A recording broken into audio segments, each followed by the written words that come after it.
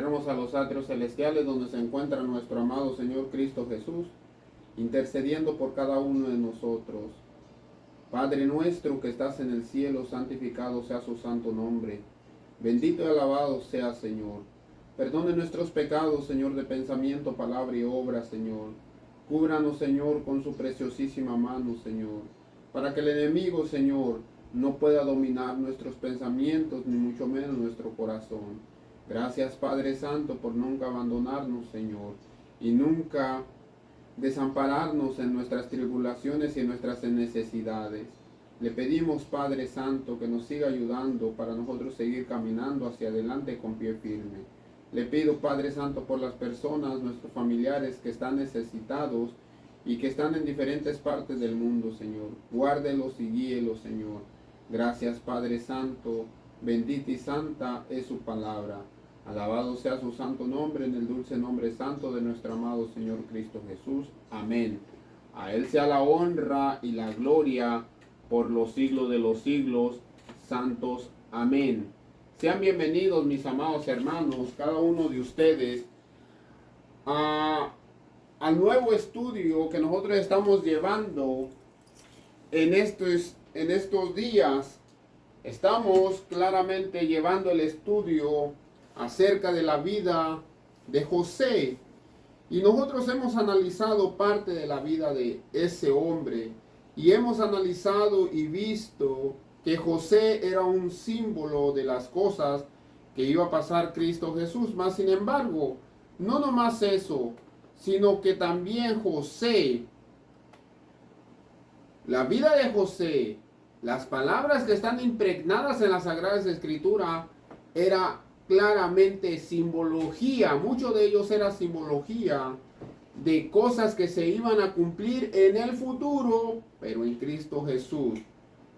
Vemos claramente que los hermanos de José, los que lo habían vendido cuando él tenía 17 años, se vuelven a encontrar en la tierra extranjera, una tierra donde ni siquiera los hermanos de José hubieran pensado que ahí estuviese su hermano durante 20 años.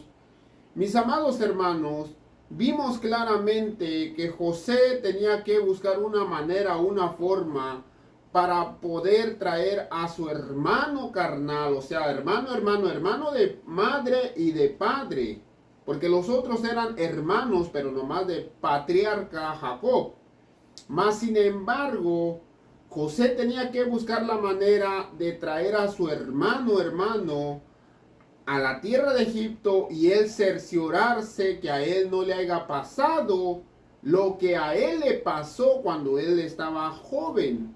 Mas sin embargo, nos dice las Escrituras que él puso a sus hermanos en la cárcel por 3 días. Ayer estuvimos analizando que fueron por 3 días. En el versículo 17 del capítulo 42 de Génesis nos enseña que los puso juntos en la cárcel por 3 días. El versículo 18 es el tema que nosotros vamos a estudiar en esta noche.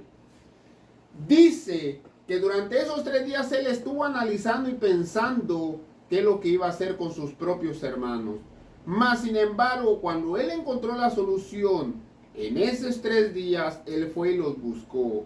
Y les dijo, si son hombres honrados. Imaginémonos a José parado en una puerta que lo dividía entre sus hermanos y él. Porque los hermanos estaban dentro de la cárcel y él estaba afuera porque él era el gobernador de Egipto. Y les dice, si son hombres honrados, que uno de sus hermanos quede encarcelado en la prisión de cada uno de ustedes.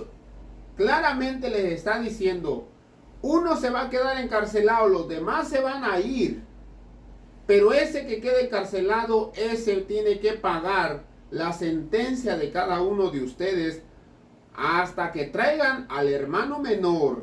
Si no trajeron al hermano menor, el que se va a quedar va a sufrir las consecuencias. El resto de ustedes vaya y lleven grano para el hambre de sus casas, o sea, de su pueblo que estaba en Canaán. Mis amados hermanos, vimos claramente, o estamos analizando claramente, que José era dirigido por Dios y por el Espíritu Santo para que se escribiera símbolos proféticos, símbolos que señalaban a Cristo Jesús. Un hombre tenía que pagar que el pecado de los demás iban a ser libres, pero uno de ellos tenía que quedar encarcelado, uno de ellos tenía que pagar. Mas sin embargo, los otros que iban a quedar libres no iban a ir con las manos vacías, iban a ir con comida para la tierra de Canaán y así poder subastar o llevar la comida en sus casas que estaban sufriendo de hambre. Acuérdense que iban a ser 7 años de hambruna. Todo esto es simbología a nuestro amado Señor Cristo Jesús, mis amados hermanos. Vamos a analizar parte de la simbología.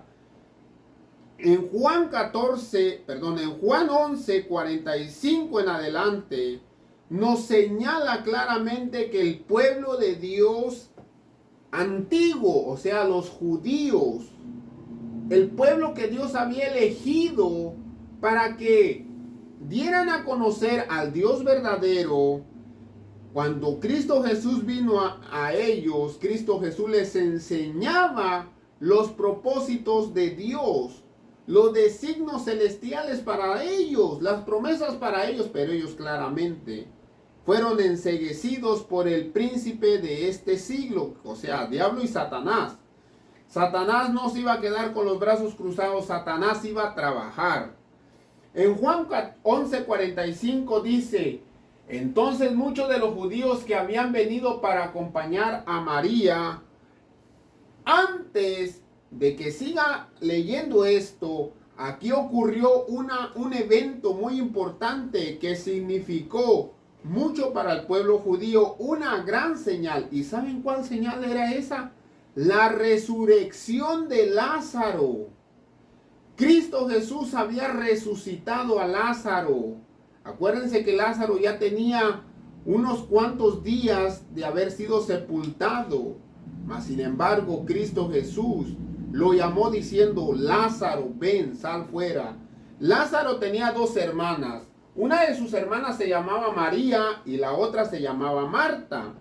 Entonces dice que muchos de los judíos, o sea, muchos del pueblo de Dios en el tiempo de Cristo Jesús, que habían venido a acompañar a María, porque a María se le había muerto su hermano, y vinieron y vieron lo que Jesús hizo y creyeron en él. ¿Quién no iba a creer en él?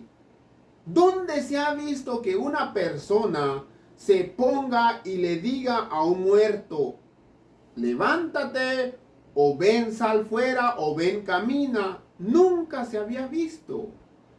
Mas sin embargo, esa señal era significativa para que todo el pueblo de Dios creyera en las palabras de Cristo Jesús. Dice que creyeron en él muchos, pero algunos de ellos, ¿de quiénes? Del pueblo de Dios, o sea, de los judíos, fueron y le dijeron a los dirigentes de esa religión. Yo puedo decir esa religión, pero el nombre más adecuado es del que era, no del que es, era del que era el pueblo de Dios. A los dirigentes del que era el pueblo de Dios, que se le conocía como los santos. La palabra fariseo viene siendo los santos. Fueron a los fariseos y le dijeron que Jesús había hecho tal cosa. ¿Qué cosa? La resurrección de Lázaro. Entonces los principales sacerdotes y los fariseos se reunieron en una junta. Ahí dice concilio, pero en una junta todos se reunieron. Los 73 miembros del Sanedrín de Jerusalén se reunieron y empezaron a ponerse de acuerdo, deliberar, empezaron a decir qué cosa iban a hacer o qué buscar la solución para ese problema, porque Cristo Jesús para ellos eso era un problema. Dijeron: ¿qué haremos? Porque este hombre hace muchas señales y esta es una de las más importantes. Escuchen, entre ellos decían: si le dejamos así, Si lo dejamos que él siga haciendo eso, y escuchen, esto no son palabras de Dios, lo que van a decir son palabras de Satanás. Así es que ahora nosotros comprendemos por qué Satanás se ha empeñado a que el mundo entero, incluyendo el mundo cristiano, no escuche la verdad. No puede entender ni comprender la verdad. Que los mantengan durmiendo en sus iglesias. Que los mantengan dándole lechita contaminada. O sea, las falsas costumbres, las falsas prácticas dentro de la iglesia, inclusive dentro del mismo sábado del Señor. Se están haciendo festividades en contra de lo que Dios ha mandado. Escuchemos claramente. Todos creerán en Él. Si le dejamos así a Cristo Jesús, todos van a creer en Él. Palabras satánicas. Usted dígame, ¿quién es el más interesado que no crean en Cristo Jesús? Satanás. Así es que a ellos ya no los dominaba un espíritu de Dios. A ellos los dominaba el espíritu de Satanás. Todos creerán en Él. Y vendrán los romanos. Escuchen la preocupación de ellos. Que van a venir los romanos y destruirán nuestro lugar santo y nuestra nación. Aunque mataron a Cristo Jesús en el año 70, el día que Cristo Jesús crucificó, prácticamente pasaron 40 años más para que fuera la destrucción de Jerusalén y fuera la destrucción de la nación y fuera la destrucción del lugar santo. Lo que ellos temían sucedió. No sabían que Cristo Jesús podría haberlos salvado. Entonces Caifás, ¿quién era Caifás? Caifás era el sumo sacerdote. Se levantó en medio de ellos y dijo, Caifás, uno de ellos, sumo sacerdote en ese año, les dijo, ustedes no saben nada. A ver, vamos a escuchar este sabelotodo, porque a ellos les dijo que ellos no sabían nada. A ver, vamos a ver qué es lo que dice él. Ni piensen que no, y dice, ni piensan que nos conviene que un hombre muera por el pueblo y no que toda la nación perezca. Estas palabras estaban escritas en Génesis 42 con los hermanos de José. ¿Por qué los dejó libre José? Porque dijo José, más vale que uno de ustedes quede en la cárcel y los demás vaya a llevar provisiones, no sea que mueran. Igualmente Caifás dice, más vale que una persona muera, no que toda la nación muera. Ni pensar, dice, conviene que un hombre muera por el pueblo y no que toda la nación vaya a morir o vaya a perecer. Pero aquí viene esto algo importante. Caifás no lo dijo por tener una sabiduría más allá que ellos, no. Caifás dijo palabras que fueron inspirados únicamente por el Espíritu de Dios. Aunque todos tenían el espíritu satánico, incluyendo Caifás, pero el Espíritu Santo intervino para que él diera una profecía. Escuchen lo que dijo. Esto no lo dijo Caifás por sí mismo, porque él tenía una sabiduría, no. Sino simplemente el Espíritu intervino, sino que como era el sumo sacerdote, el Espíritu Santo intervino en él. Dice, profetizó. El Espíritu Santo intervino para que él profetizara que Jesús había de morir por la nación. Mis amados hermanos, no sabía ni Caifás ni lo que él estaba hablando. Dios les estaba anunciando por medio de él que Cristo Jesús iba a morir. Sigue diciendo el inspirador, o sea, el Espíritu Santo por medio de Juan. Y no solamente Cristo Jesús iba a morir por la nación, sino también para congregar. ¿Qué es congregar? Reunir, juntar en uno a los hijos de Dios que estaban ¿dónde? En todas partes del mundo. En uno a los que estaban dispersos, los que están en China, Japón, Brasil, Argentina, Estados Unidos, a reunirlos en uno. Así que desde aquel día acordaron matar al Hijo de Dios. Palabras profetizadas en la historia de José. José le dijo, más vale que uno se quede aquí y que pague el pecado de todos ustedes y todos ustedes vayan y lleven comida. Igualmente, más vale que un hombre muera, no que toda la nación perezca.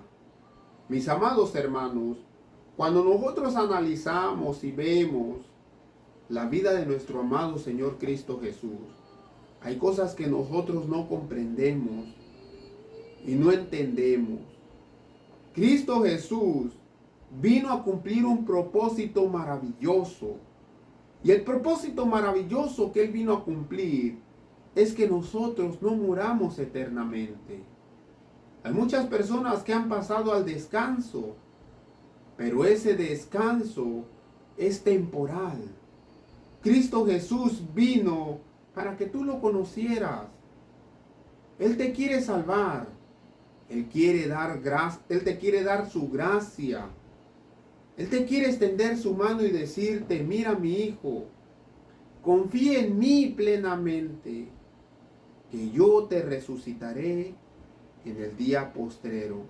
Hay muchas personas que han escuchado el mensaje por todo el mundo, por todas partes, pero no comprenden lo que viene siendo la verdadera y solemne estado de gracia que Dios nos ofrece a cada uno de nosotros. Él nos quiere que nosotros entremos a un estado diferente al que antes teníamos. Que estemos bajo la gracia siempre para no pecar más. Quitémonos el velo de los ojos y veamos y comprendamos que Cristo Jesús aún está esperando de que nosotros vayamos a Él. No fue en vano su muerte. Él salió triunfador de la cruz del Calvario. Mis amados hermanos, Caifás profetizándoles, diciéndoles, más vale que esta persona muera. Diciéndole, esta persona va a morir para salvar al mundo entero de la maldición del pecado. Cuando nosotros vemos a nuestro Salvador muerto en la cruz del Calvario, dando su última momentos de su vida, dándolo todo, porque Él nos amó y nosotros todavía aún así no valoramos y estamos jugando con la gracia de Dios. No es un juego, mis amados hermanos. En Hebreos capítulo 10, versículo 26, dice claramente que si nosotros ya conocemos la verdad y aún seguimos pecando, ya no queda más sacrificio por el pecado de nosotros. ¿Por qué? Porque nos hemos aferrado a pecar. ¿Por qué Cristo Jesús tuvo que morir? Cristo Jesús era el símbolo del Cordero. Él era el Cordero de Dios. El que murió simbólicamente en Egipto. Dios salvó al pueblo de Israel gracias a que el Cordero murió en cada hogar. Y no nomás eso. Acuérdense que José deja a uno encerrado en la cárcel para que su familia coma. Caifás igualmente. Más vale que una persona más vale que una persona muera, no que toda la nación muera. Vamos a ver qué es lo que dice Éxodo 12 acerca de la Pascua.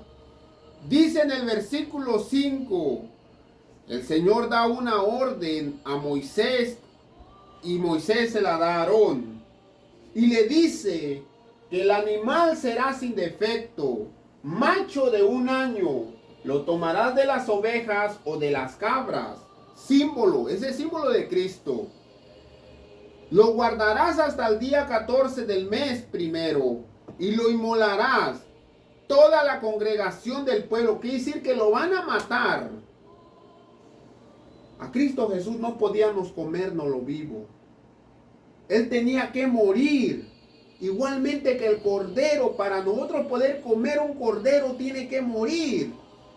Y tiene que sacarle toda la sangre para poderlo comer. Igualmente, Cristo Jesús fue desangrado para nosotros poderlo comer.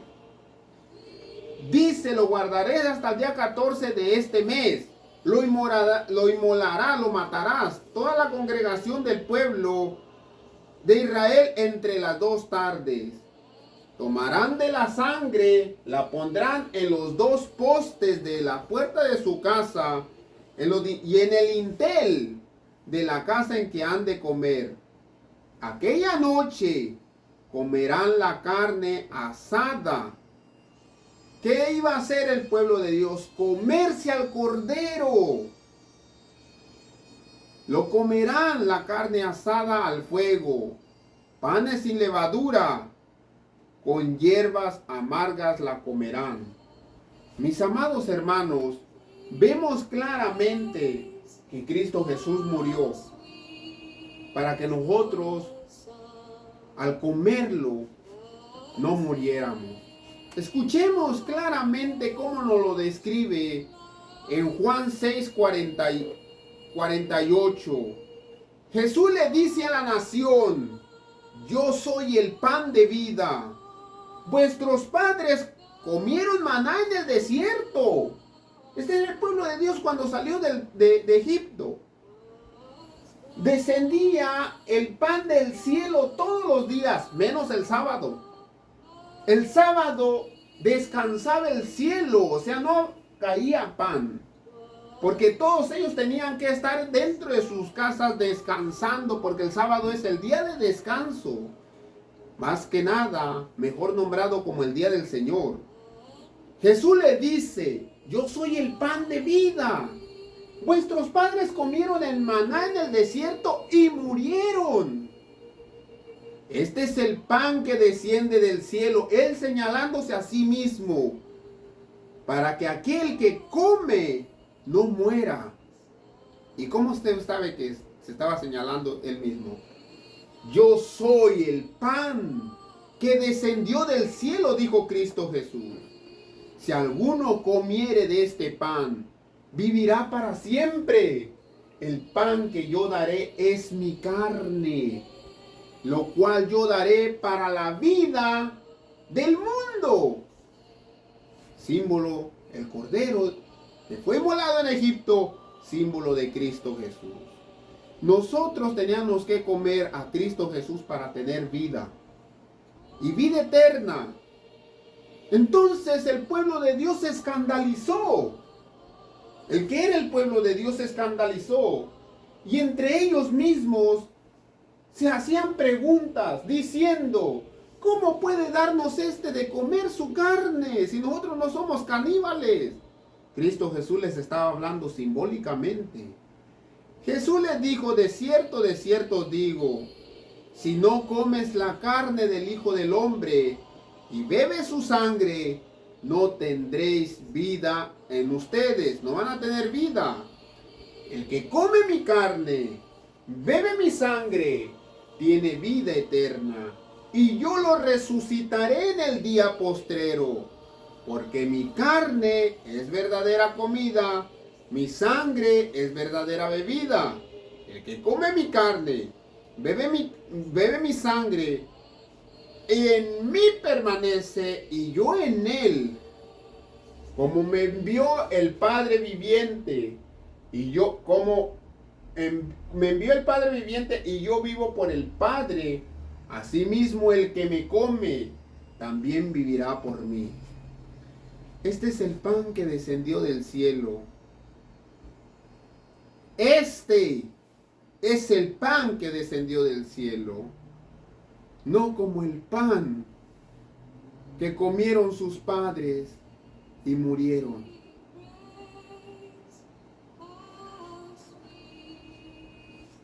El que come de este pan, el que se lo come, vivirá eternamente.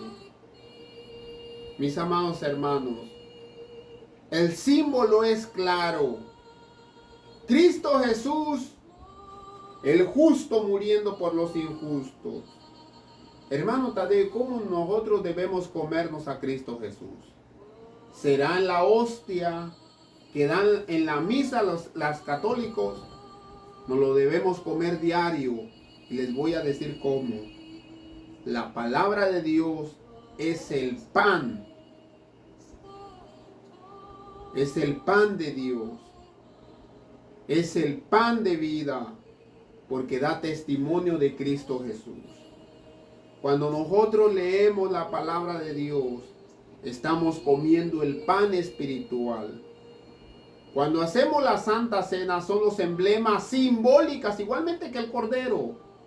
No está ahí literalmente Cristo Jesús, como muchos creen o piensan que es literal, que ahí está sustancialmente la carne directa de Cristo. No, ese es un engaño del diablo. Simplemente lo único infalible que hay en este mundo es la palabra del Señor.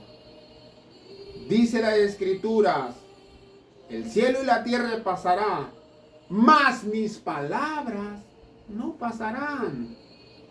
La palabra del Señor permanecerá para siempre. Satanás llega a tentar a Cristo Jesús. Cristo Jesús le dice, no nomás de pan físico vivirá el hombre, sino de toda palabra que sale de la boca de Dios. Dios los bendiga, mis amados hermanos, y reflexionemos y no juguemos con la gracia de Dios, porque Dios amó tanto al mundo que envió a su único Hijo para todo aquel que en Él crea, no se pierda, mas tenga vida eterna. Feliz, bendecido día.